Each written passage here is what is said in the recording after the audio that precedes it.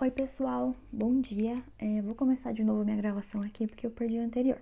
Eu vou apresentar esse paper Modeling the Density of the US Yield Curve Using Bayesian and Parametric Dynamic Nelson-Siegel Model, que é do Econometric Reviews de 2020. Qual que é o contexto aqui? Eu quero modelar a curva de juros dos Estados Unidos, que ela é mais ou menos assim. Esse gráfico, ele não é do paper, tá? Eu peguei na internet, mas a ideia é assim. Para cada período do tempo, a minha curva de juros está dando quanto que vai ser os juros dali? 3 meses, 6 meses, por aí vai, para o período à frente. E aí o que acontece?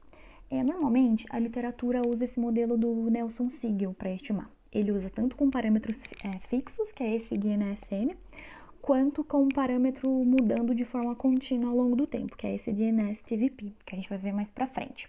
Só que, como o paper mostra e é uma característica da curva de juros, as mudanças elas não são contínuas ao longo do tempo. A gente tem mudanças discretas, que é quando o Comitê de Política Monetária dos Estados Unidos decide mudar a taxa.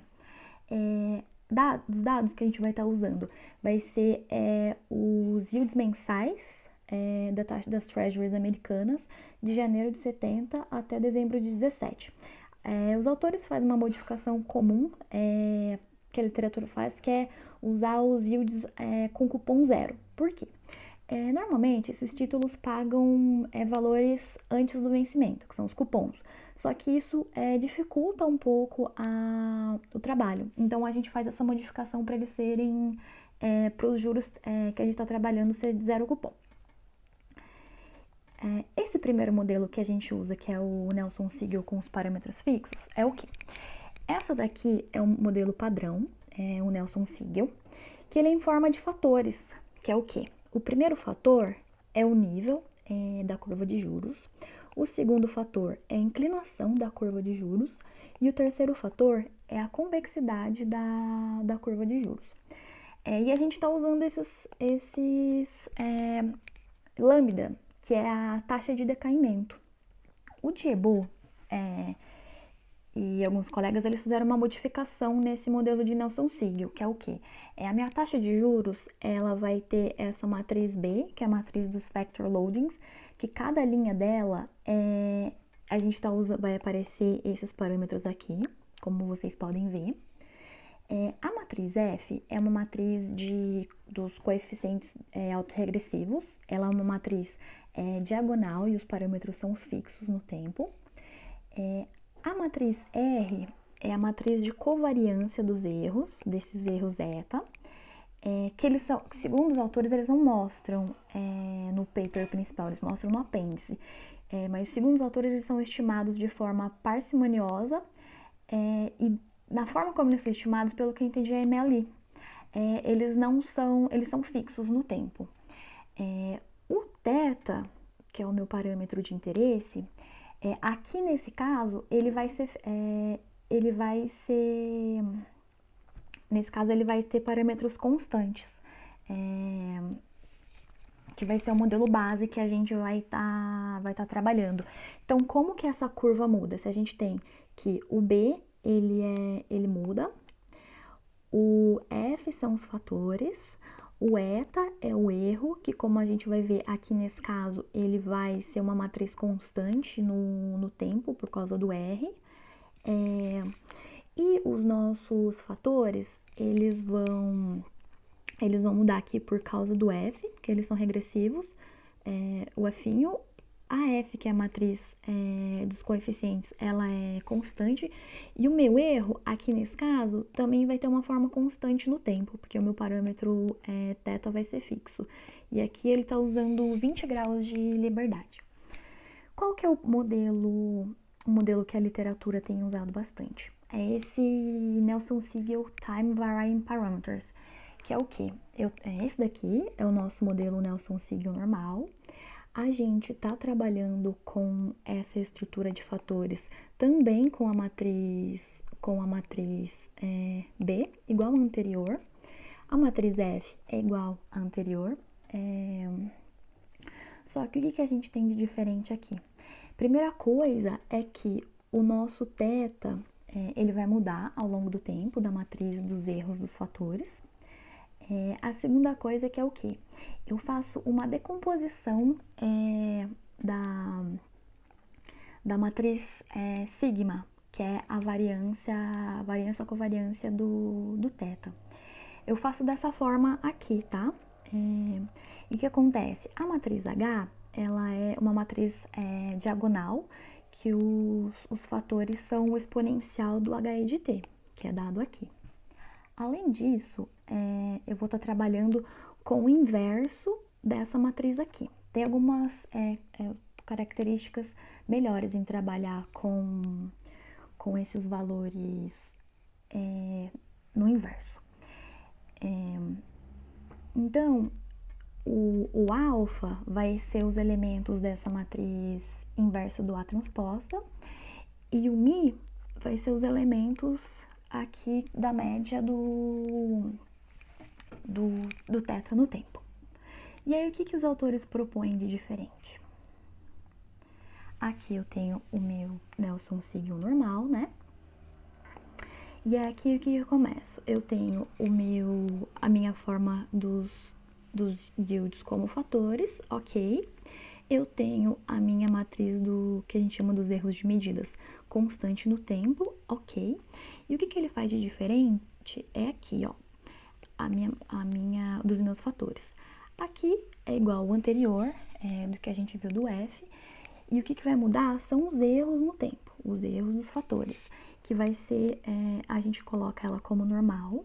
Nota que no anterior, a gente está usando os erros como o TADE Student. Aqui a gente vai usar eles como normal. E aqui, o que é diferente? É a evolução desse parâmetro θ, que é o quê? Eu tenho essa forma hierárquica, que é o meu θ de t, dado a função de distribuição de probabilidade dos estados, ela é uma Dirichlet com parâmetro alfa e G0. O que é o alfa? O alfa é o parâmetro de precisão e o G0 é a minha base do processo. Esse G0, ele tem uma distribuição também no processo de Dirichlet, com parâmetro gama, que é a simetria, e esse H. Aqui, eles usam o mesmo H que apareceu lá em cima, acho que poderia trocar, né? Mas vamos lá. H é a medida global da estrutura hierárquica. Aí que entra o nosso, que ele chama de Integrated Monte Carlo, esse IMM aqui, Framework, que a gente está trabalhando com um contínuo de estados, que é o que faz mais sentido, né? Se você for pensar na vida real. Você trabalhar com um contínuo de estados e depois você vê quais que são mais factíveis ou não. Você dá mais liberdade para o modelo. As priors do nosso modelo, que a gente está trabalhando com 3, é o quê? Aquela matriz F, que é a do... Deixa eu ver.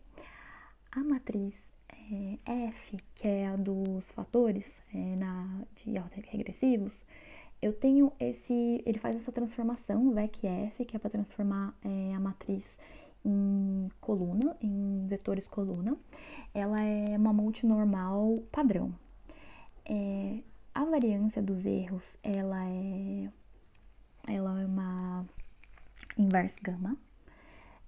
Agora, no meu modelo novo que eu estou propondo, que são mudanças discretas no meu parâmetro de interesse, que é o θ, eu tenho que vai ser uma normal pro mi dado a variância, e vai ser uma inverse Wishart pro sigma. Aqui eu coloquei algumas características do que são da esperança do mi e da esperança da inversa do sigma.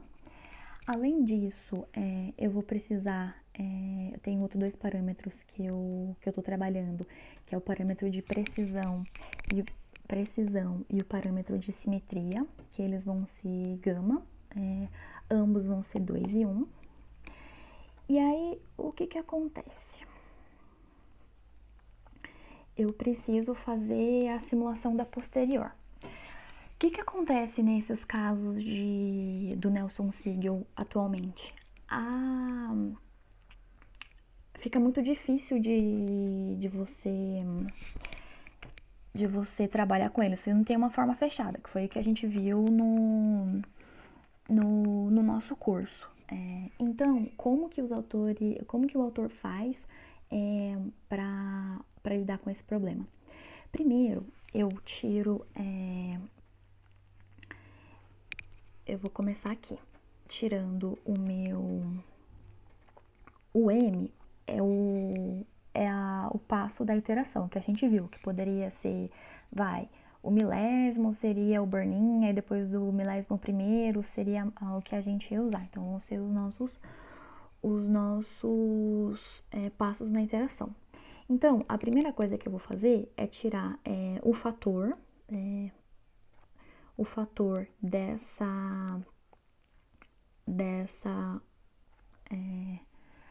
full conditional aqui. Depois que eu tirei o do fator, eu vou estimar o da matriz F, que vão ser os parâmetros da equação dos fatores. Depois eu vou tirar o R, que vai ser o meu erro lá atrás na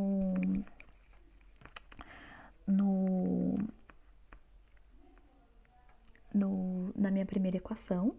E aí, por fim, eu vou amostrar para o meu parâmetro θ. E é aqui que é o diferente no meu modelo. Por quê? Os 3 primeiros passos eu faço com um Gibbs Sampler normal, mas que a gente viu que ele sempre aceita os draws, né? Mas nesse quarto passo, que é o nosso de interesse, que é como que são feitas as mudanças de regime, no fator de erro da equação de fatores, a gente vai usar esse bin sampler, que para mim é novo, que é o que acontece. Ele aceita o novo sample se a probabilidade de eu mudar de um estado para o outro, que é esse ST-1 ST, dado o ST-1 para o ST, ele é maior que uma equação dos parâmetros do modelo, que vão ser aqui, ó,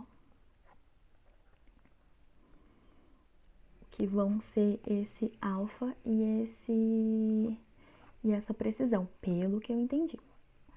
E depois que eu faço eu vou fazer isso daqui m times, né? Para eu ter a minha distribuição a posteriori. Depois, com a minha distribuição a posteriori, eu tenho que selecionar, né, qual que é o melhor modelo, porque eu tenho 3 modelos. Eu tenho o de que não tem mudança, né, os parâmetros são fixos, eu tenho de mudança contínua e tenho de mudança discreta. O autor, ele propõe 3 formas de selecionar. A primeira é o Density Prediction, que a gente vai trabalhar com a densidade do modelo, que a gente acabou de ver ali como que é a amostragem. E a segunda forma é a Point Prediction. A minha forma de density é a normal, a gente viu em sala. Para eu chegar nessa equação aqui, primeiro eu começo com a minha One Step Ahead Predictive Likelihood, que é de uma forma normal, como a gente viu em sala. Só que é muito difícil de calcular essa integral. Então, o que ele faz? Ele usa essa MC Integration para chegar nessa daqui que vai ser função apenas dos dados. E uma forma alternativa de usar é a Residual Mean Square Errors, que vai ser no Step M, que a gente está vendo, quanto que é a taxa de juros estimada para H passos à frente. Vamos lá. Resultados. Primeira coisa, essa figura aqui, essa daqui acho que é mais importante pra gente. Eu vou dar um zoom aqui. Essa primeira figura aqui, ela é a posterior means dos fatores. Ele fez aqui, no caso, para o terceiro modelo. Segundo o autor, essa daqui é muito parecida para os 3 outros modelos, então por isso que ele está trabalhando com a primeira. O que o modelo estimado diz pra gente da posterior? Primeira coisa é que o nível é muito parecido com a inflação nos Estados Unidos, isso está bem em linha com a literatura. A segunda coisa é que o nível que é dado por essa curva vermelha, né, que é aquele segundo fator, ele é em linha com o business cycle, então tá em linha tanto com a teoria quanto com o que a gente vê nos dados empíricos. E quanto esse período aqui, que foi de 2008 até atualmente, que a gente chegou naquilo que eles chamam de zero lower bound, que é que os juros estão próximos de zero, a gente tem que os fatores de level e de slope estão muito próximos. O que faz sentido, né? Porque quando a taxa de juros está zero e por um período prolongado, tanto o nível quanto a curvatura são parecidos, né? Segunda tabela, que é essa Table 1 aqui. Eu tô comparando os três modelos, tá? Tô olhando a média de cada um pro que ele não varia fatores constantes no tempo, fatores mudam de forma contínua e fatores mudam de forma discreta. Você vê que é muito parecido a estimação para média. E aí, o que o autor faz, então? Ele olha tanto para média, que é o que a gente está calculando aqui, quanto para variância e para correlação. A linha em preto é para o nosso modelo de mudança discreta, o vermelho é para mudança contínua e o azul ele não muda, então por isso que ele vai ser constante aqui, né? Azul. E aí quando a gente olha para a questão da média, o nosso modelo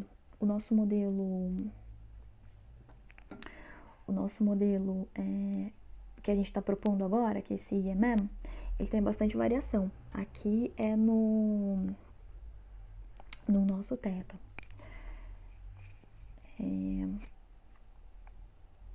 Vamos olhar para a performance preditiva, que é o quê? Eu estou trabalhando com o Base Factor, que eu mostrei ali atrás. A minha base de comparação é o modelo que não tem mudanças no tempo.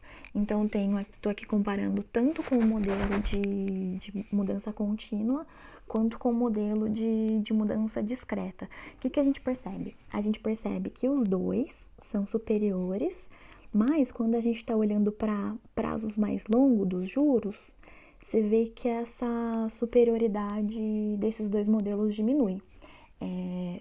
E aí, quando você compara o de mudança contínua com o de mudança discreta, é muito melhor você usar o de mudança discreta.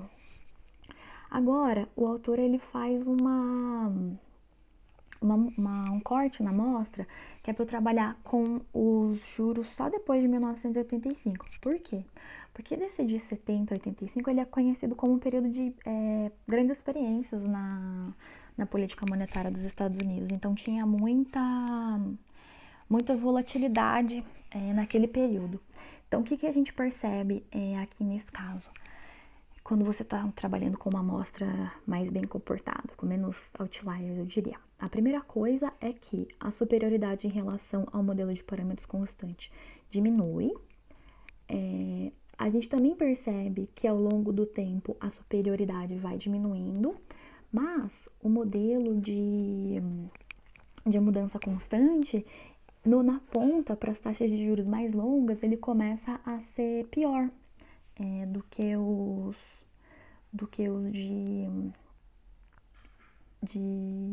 que não mudam no tempo.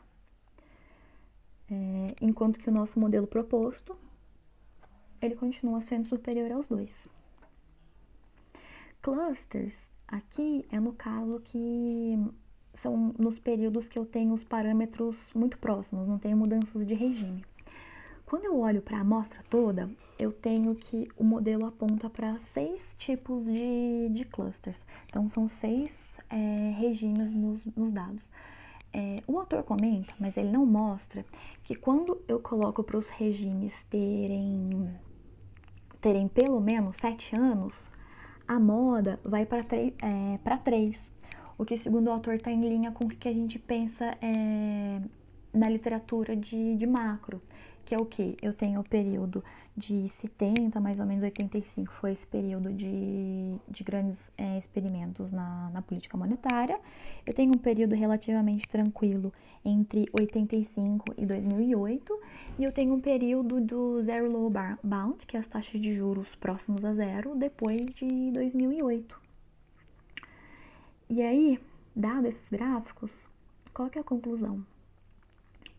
Primeira coisa é que o modelo de mudança contínua e mudança discreta, eles têm uma performance uma previsão de performance melhor, mas quando eu olho para as taxas de juros mais longas, a performance delas vai diminuindo. O modelo de mudança contínua, ele demora mais para incorporar essa mudança na taxa de juros, como se ele fosse quebrando a mudança ao longo do período. Faz sentido, né? E o nosso modelo, ele tem um maior base factor, e o do mean residual para períodos turbulentos, que foi quando a gente viu para a amostra toda. Então, aparentemente o modelo desse paper é melhor do que a literatura tem usado para projetar juros. Então é isso, pessoal. Muito obrigada, professor, muito obrigada pelo curso, e um bom trimestre que está começando para vocês.